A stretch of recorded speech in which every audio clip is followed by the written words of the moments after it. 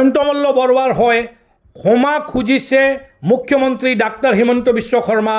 হয়, তেওঁ কৈছে যে জয়ন্ত মল্লৰ শব্দ ব্যৱহাৰ ঠিক হোৱা নাই, তেওঁ ক্ষমা খোজা উচিত।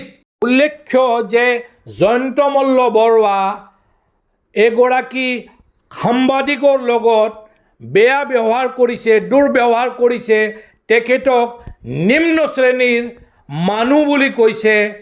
এই ব্যৱহাৰক লৈ এতিয়া প্ৰেছ ক্লাবক আদি কৰি পত্ৰকাৰ গোষ্ঠীক, সাংবাদিক গোষ্ঠীয়ে জাঙুৰ খাই উঠিছে। তাৰপিছত মুখ্যমন্ত্ৰী ডাক্তৰ হিমন্ত বিশ্ব শৰ্মাই নিৰ্দেশ দিলে জয়ন্ত মল্ল বৰুৱাক যে তেওঁ ক্ষমা খুজিব লাগে। উল্লেখ্য যে যোৱা কিছুদিন ধৰি পত্নীৰ দুগ্ধ পাম ছাবচিডিক লৈ টেনশ্যনত ভুগি আছে জয়ন্ত মল্ল বৰুৱা।